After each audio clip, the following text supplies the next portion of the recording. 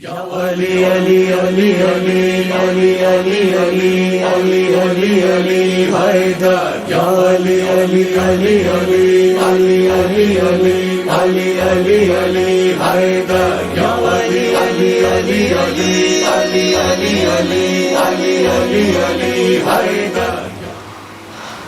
Brush کرنا جو ہے وہ دو طرح سے ہے. ایک کیا ہے افطار کرنے کے بعد روزہ بند ہونے سے پہلے کیا برش کرنا.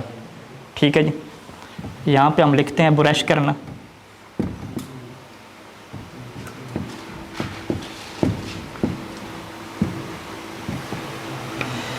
ایک کیا ہے جی روزہ بند ہونے سے پہلے, اس کو کیا لکھا جائے جی, قبل الفجر. ٹھیک ہے جی. اور دوسرا کیا ہے روزے کی حالت میں.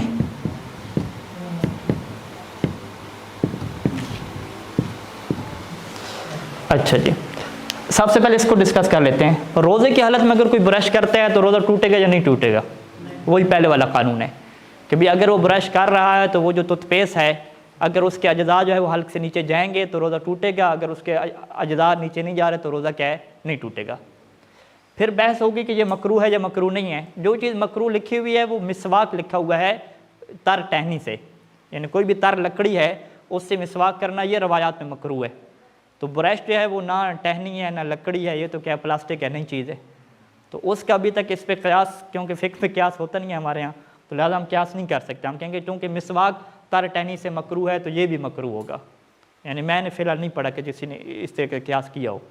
تو یعنی ہم کیا کہیں گے کہ روزے کی حالت میں جو ٹوتھ برش کر رہے ہیں وہ مکروہ بھی نہیں ہوگا اور اسی طریقے سے کیا روزہ بھی باطل نہیں ہوگا. فقط ایک صورت میں وہ کراتا ہے کہ اگر انسان کو پیاس لگی ہوئی ہو اور اس کا مقصد کیا ہے تھوڑا ٹھنڈک پہنچانا ہو منہ کو کلی وغیرہ کے ذریعے سے, تو وہ اس باب سے مکروہ ہوگا کہ کلی کرنا مکروہ ہے اگر نیت کیا ہو ٹھنڈک پہنچانا ہو, وضو کے لیے نہ کر رہا ہو, تو وہ اس باب سے کیا کراتا ہے گی. وگرنہ خود برش کے عنوان سے یہ والی کراہت بھی نہیں آئے گی. ٹھیک ہے, واضح. دوسرا یہ جو مسئلہ جو منہاج وغیرہ میں ڈسکس ہوتا ہے کہ روزہ بند کرنے کے بعد کیونکہ آپ کے منہ میں کیا ہیں جی ذرات رہ چکے ہیں, روٹی کے ذرات ہیں, ٹھیک ہے, گوشت وغیرہ کھایا ہے تو کباب وغیرہ کھائے ہیں, اس کے کیا ذرات موجود ہیں. تو اب آیا ان میں ایک تخلیل کرنا, وہاں پہ لفظ کیا آتا ہے تخلیل, یعنی کیا کرنا, تیلی وغیرہ کے ذریعے سے اس ذرات کو نکالنا یا برش کر کے نکالنا, یہ ضروری ہے یا ضروری نہیں ہے. ٹھیک ہے جی. یہ بحث کیوں پیدا ہوتی ہے, یہ اس وجہ سے بحث ہوتی ہے کیونکہ قبلہ صاحب نے کیا سو جانا ہے روزہ رکھ کے. جب وہ سوئیں گے تو اب جو دانتوں میں چیزیں پھنسی ہوئی ہیں وہ کیا ہیں جی حلق سے نیچے ہو سکتا ہے چلی جائیں, یا صبح اٹھیں گے ابھی سحری کی ہوئی ہے, نماز پڑھیں گے, تلاوت کریں گے, تو وہ جو باقی ذرات بچے ہوئے ہیں اس نے حلق سے نیچے جانا ہے. ٹھیک ہے. اب یہاں پہ وہ دو صورتیں بناتے ہیں کہ کیا اس کو اس بات کا اطمینان ہے کہ جو ذرات بچے ہوئے ہیں اگر ان کو فجر صادق سے پہلے میں نے نہ نکالا, چاہے برش کر کے ہو یا اخلال کر کے ہو, تو یہ کیا ہے میرے حلق سے نیچے چلے جائیں گے, اسے پتہ ہے. ٹھیک ہے. اس صورت میں ہم کہتے ہیں کہ برش کرنا واجب ہے, اخلال کرنا ضروری ہے. کیوں ضروری ہے؟ کیونکہ اگر وہ اخلال نہیں کرے گا تو اسے پتہ ہے کہ میرے یہ خود بخود کیا ہے اندر چلے جائیں گے, رہ جائیں گے. واضح. تو یہ کیا ہے ایک مورد بنے گا کہ جس میں ہم یہ کہہ سکتے ہیں کہ جی برش کرنا واجب ہے. وہ خود برش نہیں ہوگا, اصل چیز کیا ہوگی ان ذرات کو صاف کرنا, چاہے وہ تیلے سے صاف کریں, برش سے کریں, کسی بھی ذریعے سے کریں. یہ کون سی صورت ہوگی؟ جب بندے کو 100% یقین ہو کہ اگر میں نے یہ کام نہ کیا, منہ میں چیز رکھی تو فجر صادق کے بعد ایک ایسا ٹائم آئے گا کہ یہ اندر کیا ہے چلی جائے گی, یا پگھل کے چلی جائے گی, یا ایسے چلی جائے گی. تو یہاں پہ کیا اس چیز کو نکالنا ضروری ہوگا, اور فجر صادق سے پہلے منہ وغیرہ تمام کیا ہے صاف کر کے ایکسٹرا کوئی وہاں پہ کیا ہے چیز سیو کر کے نہ رکھے تاکہ وہ اندر چلی جائے. دوسری صورت کیا ہے کہ اطمینان نہیں ہے اسے, جو عام طور پہ ایسے ہی ہوگا, اس کا کہ مجھے کیا پتہ چلی جائے یا نہ چلی جائے, کوئی اس کے بعد کہ کنفرم نہیں ہے, یقین نہیں ہے.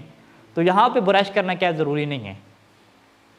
اب یہ سوال ہوگا کہ اگر وہ چیز اس کے حلق سے نیچے چلی گئی تو پھر ہم یہ کہیں گے کہ وہ ایک قانون ہم پڑھیں گے بعد میں کہ اگر اس کے ارادے اور قصد سے نہیں گئی, یعنی وہ خود اس نے جان بوجھ کے اندر نہیں لے کر گیا, ویسے چلی گئی ہے, اس کا کوئی قصد اور ارادہ ہی نہیں تھا, تو پھر روزہ باطل نہیں ہوگا.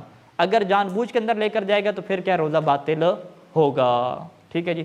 یعنی قبل الفجر کی ہم نے دو صورتیں بنائیں. ٹھیک ہے. پہلی صورت کیا ہے اطمینان ہے کہ اگر برش نہ کیا تو اندر چلی جائے گی, یہاں پہ برش کرنا کیا ہو جائے گا واجب ہو جائے گا.